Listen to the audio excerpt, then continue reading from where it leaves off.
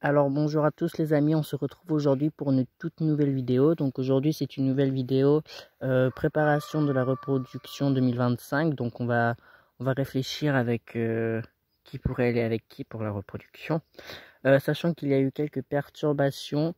Donc la femelle qui devait partir, finalement elle ne part plus, les personnes ne sont plus intéressées. Le mâle qui devait partir du coup rejoindre ces deux femelles qui étaient présents à l'élevage il y a maintenant quelques mois, il n'y va plus. Pareil, les personnes ne sont plus intéressées. Donc du coup, ce que j'ai décidé, je vais les garder encore une année à l'élevage. Et du coup, j'aurai deux couples d'oies de bavans. Donc j'hésite encore à mettre ce mâle-là avec cette femelle-là, car le mâle me sort d'excellents jeunes. Donc je me dis, étant donné que la femelle a un très beau gabarit, je me dis ça pourrait peut-être me sortir des beaux trucs.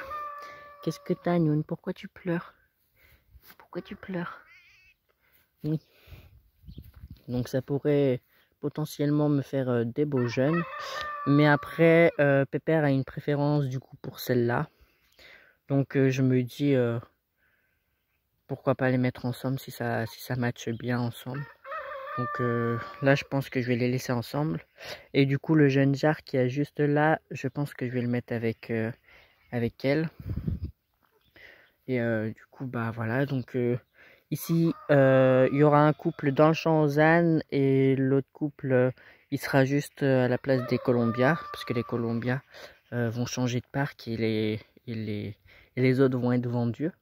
Donc voilà, donc ils seront là, mais ça va me poser problème parce que les deux sœurs sont inséparables.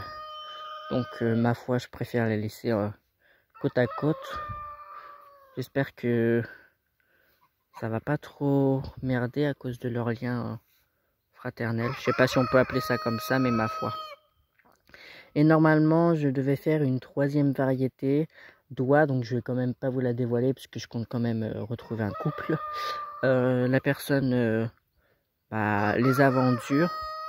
Normalement, je les avais réservés, mais je comprends pas pourquoi ce n'est pas moi qui les ai eus. Mais bon, c'est pas grave. Je vais continuer de chercher un autre couple, mais d'un autre élevage.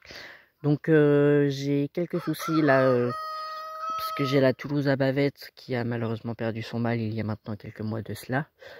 Du coup, je sais pas trop comment faire. Est-ce que je me demande si je vais pas acheter un mâle Toulouse normal pour du coup mettre avec ma Toulouse à bavette et sortir de la Toulouse à bavette. Mais le problème c'est qu'il va me falloir des années pour homologuer la race, pour me sortir une véritable Toulouse à bavette. Donc ça va me prendre des années à les homologuer. Donc ça c'est un petit souci. Et puis si j'ai la troisième variété d'oie, où est-ce que je vais les mettre? Parce qu'il me reste encore le parc là-bas où il y a la cuve, enfin la cabane. Mais du coup, c'est un peu perturbant. Donc est-ce que je mettrai pas la Toulouse à bavette du coup dans le parc ici avec le cabanon, sachant que pour l'instant les travaux n'ont pas été commencés. Donc est-ce qu'elle irait pas provisoirement là-bas quand la reproduction débutera?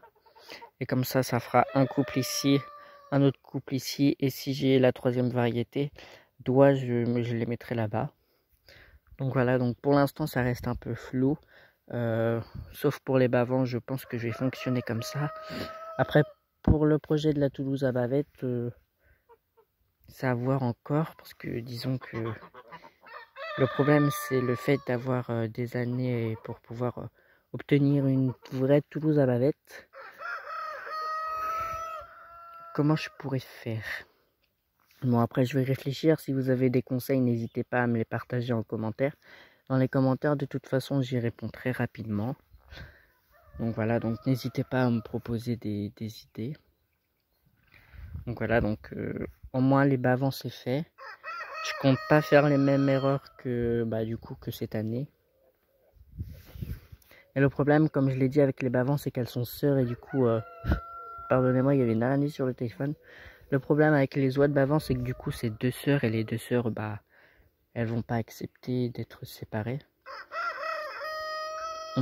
Et du coup, est-ce que ça va pas empêcher la reproduction? C'est une galère vraiment. De toute façon, je pense que je vais attendre que les premiers accouplements se font.